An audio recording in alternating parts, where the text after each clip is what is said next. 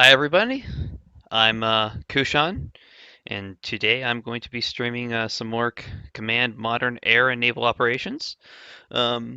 Today, I'm actually not going to be playing any scenario specifically, but I'm going to be doing a little bit of a sandbox play here, using the new, still using release candidate 1 of the new version 1.08 patch, but there is an RC candidate RC2 available.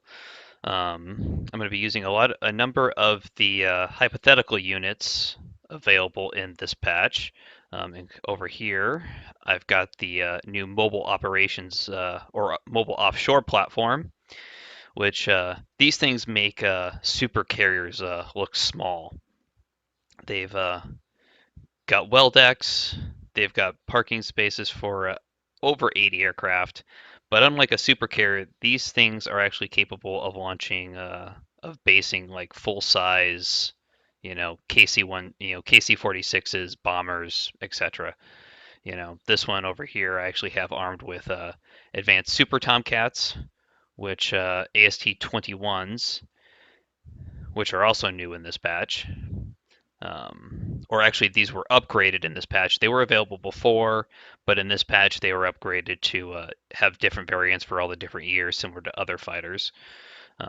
The AST-21 is actually the very last variant of the Super Tomcat proposed by Grumman, and this was actually supposedly this was their version of the F-18 E and F program. And then I've also on this platform I've also got some A-12 Avenger 2s, which these were A6 intruder replacements that were actually canceled. And then I've also got some growlers just because I really wanted some jamming support. And then I've got some E3 G sentries. And then I also have some K46 Pegasus as well, which are the KC-135 replacements, which were also previously available. And then over here, I've got the USS Arsenal, which I have renamed to the USS Nevada, just because I can. And this thing is a BBG, which this was a concept developed as instead of the Ohio class SSGNs. Let's see, where are their launchers? These have 8 64 cell Mark 41 VLS cells, mainly armed with Tomahawks. You can see over here 256 TLAMs, 128 TACTOMs, 64 Fast Hawks, which I believe these ones were actually the Fast Hawk was actually canceled. These were a Ramjet variant of the Tomahawk. And then it also has land attack standard missiles, RGM 165s. And then I've got a couple of the Flight 2A restarts, mainly armed with set up for air-to-air intercepts. And then I've got some land-based radar support from Norway. And my opponent and my objective is to basically strike Kola. Over here, I've got a number of the radar stations set up, along with randomly distributed gladiators and SA-21 growlers. And then at their bases are spread around are I've got the MiG-35 Fulcrums, which are a variant of the MiG-29 that has been upgraded. And then I've also have one of these bases. I've got upgraded backfires along with recon variants of the Bears. And then over here are more Su-35s and MiG-35s. And my objective is going to basically lay waste to as much of Kola as I possibly can using the resources that I have. I'm playing this in editor mode, so we can add a Flight 3 Burke or some Flight 3 Burks. Let's go back to the US side. So add unit.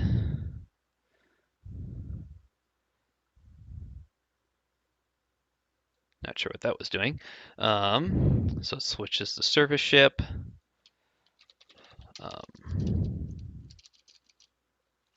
Burke. Scroll that out. Let's see. From the not yet named Flight 3 Arleigh Burks.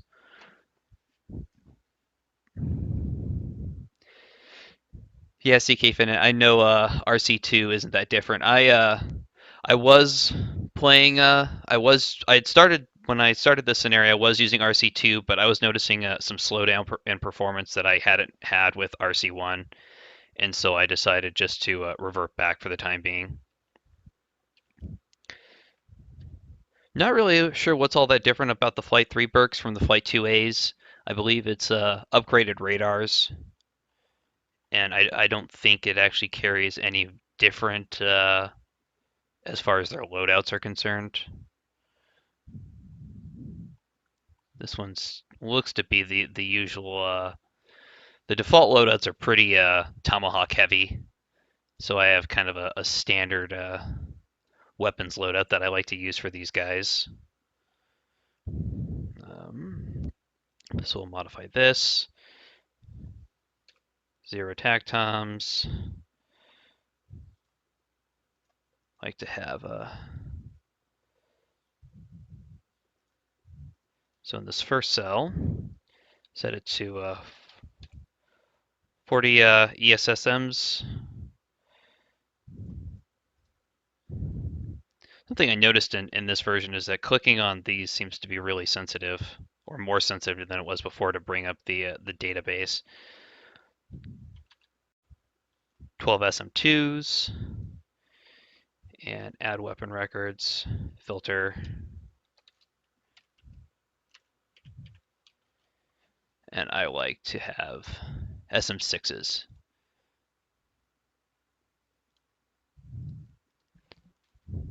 Go with 10 of those in this 64 cell. Go with 8 TACTOMs. Doing it again. 40 more Sea Sparrows.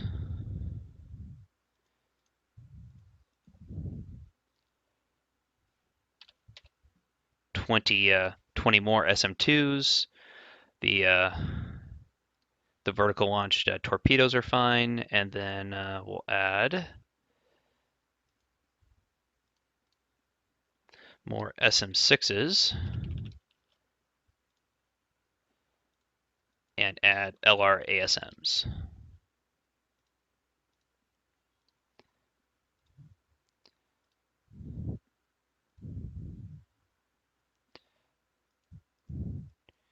Change that to 10 more, and then 8 long-range ASMs. And then let's copy this around a couple times. Not going to really worry about their names too much. Group them up.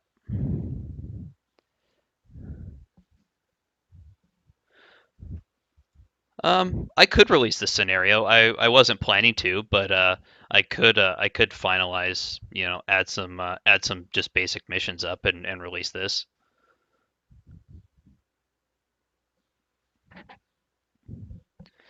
All right, well, let's get started. So first thing, let's switch over back to the Russians. And they know that there's let's just run it for a second. So they know that there's mobile offshore bases, they just don't know where. And actually, I want to switch sides here, or edit the sides, and set these guys to hostile.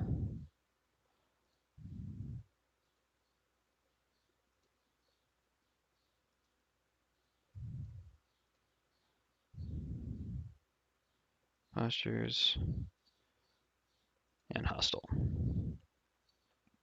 Makes sense that the Russians would know where the coastal radars in Norway are.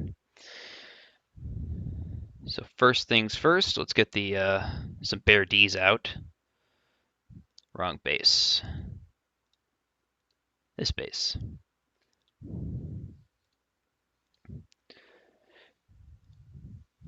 Say launch, say 6 of these individually.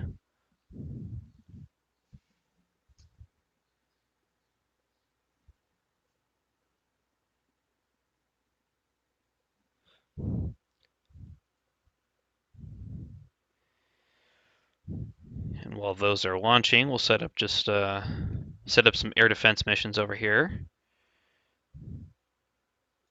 So set up that, add new mission, patrol.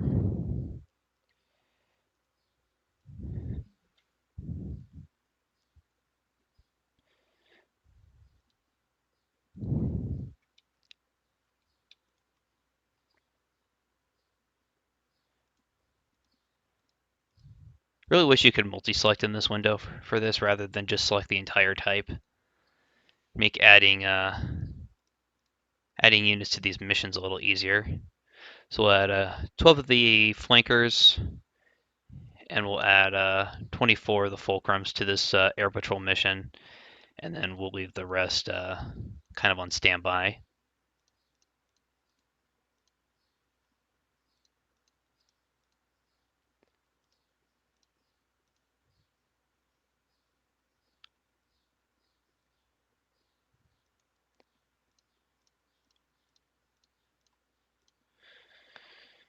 Let's go with the 1/3 rule. There's the patrol zone. I should probably set up a prosecution zone for these guys. Investigate contacts, active emissions, flight size is typical. We'll just leave it as standard. Define another area. Let's leave it something like that. And that'll be their prosecution zone. For those that don't know, prosecution zone, basically you have your standard patrol box, and then the prosecution zone is where the maximum range that they'll fly out to engage contact. So as soon as a contact enters here, then aircraft that are patrolling in here will actually fly out to engage it.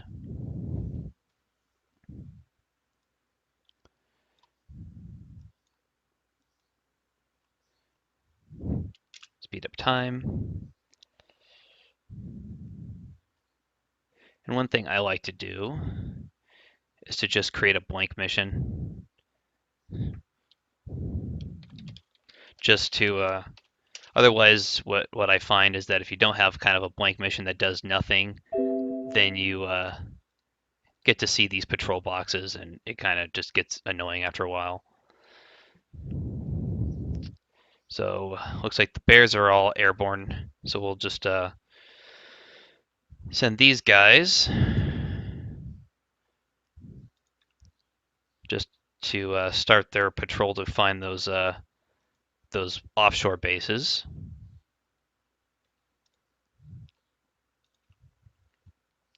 Now these bears should have the range for it. In this loadout and their recon loadout, they should have a range of about 1,800, almost 1,900 nautical miles. And from where they're at, it shouldn't be that distance even to here. It's only about 600 nautical miles, 700 nautical miles to this area, so they should definitely have the combat range to find those bases.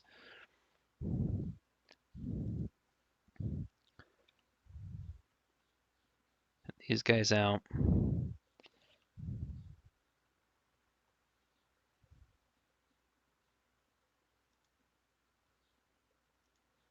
That's a fighter group. That's another fighter group. That's a fighter group. So I think only 4 of the bears are up. There's the next one.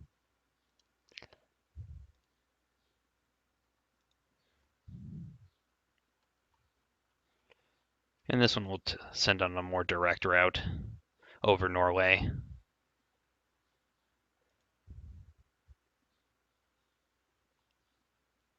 And we'll send this one something like that.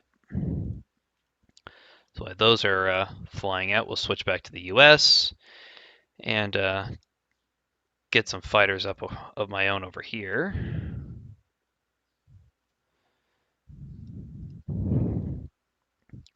So we got the Pegasus. Arm these guys just for their normal. I like the Pegasus because it has both drogues and a centerline boom, so it basically can refuel everything in the U.S. inventory. The sentries.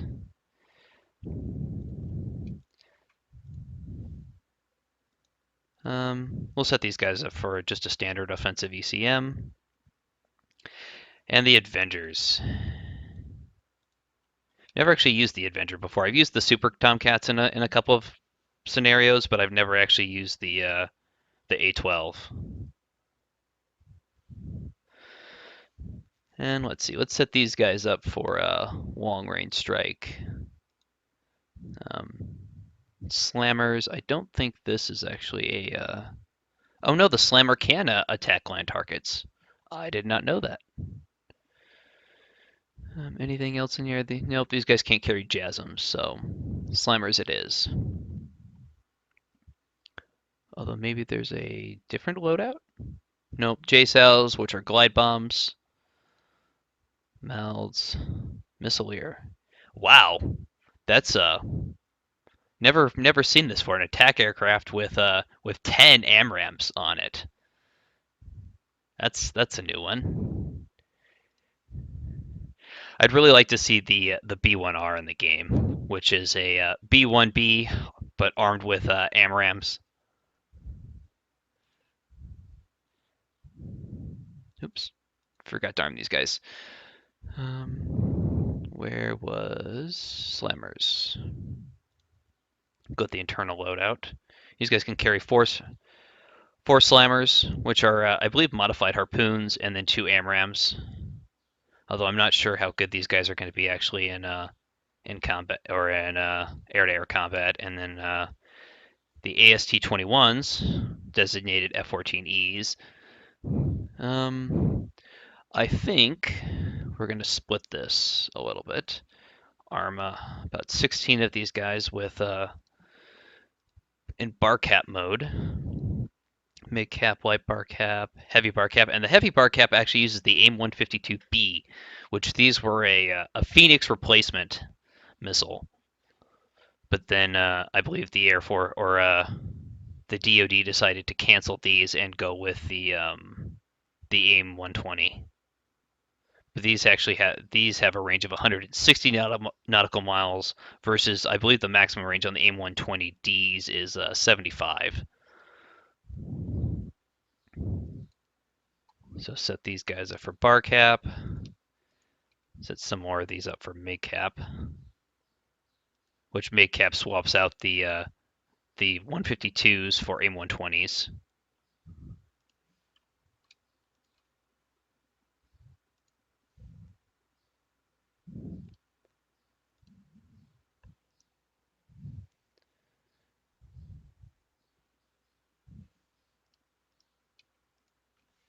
I'm not sure what I don't know what the difference between the AIM 152A and the AIM 152B is, but we can find out. Database viewer. Go to weapons. AIM 152. 160 nautical miles.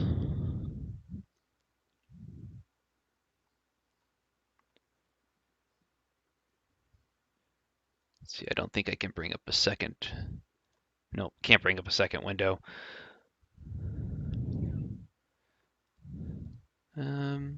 Still has the same range. Still has the AIM 120 missile data link. Let's see. Active seeker. I don't know what the difference is. Seekers look to be about the same, are the same. The warhead is the same, so it must be something to do with the performance somewhere.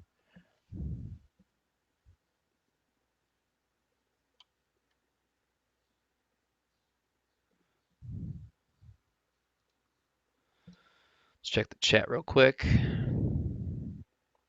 I don't know if anybody has officially requested the B1R. I know it's been mentioned a couple of times, like in Belugan's campaign chat, And I think it's been mentioned on the forums a couple of times as well. But I don't know if it's ever actually got on the to-do list for the devs. And then I have a second battle island over here, which is currently nothing on it, but I'm going to change that right now. Since the other battle island over here is mainly a fighter base, I'm thinking this one is going to be a bomber base, assuming that these bombers can actually take off from it. Now, I'm actually not sure. This is something new. What the CRL Phase 1.1 and 1.2 versions of the B-52H are, but I'm going to use them. So, hmm.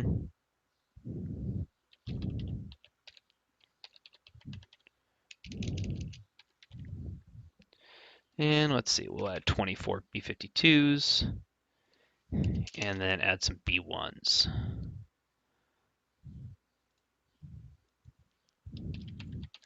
Couple Lancers.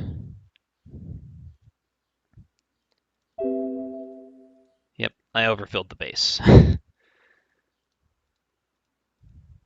Be nice if this menu only came up once, but I believe you have to click through it for every one you overload it on.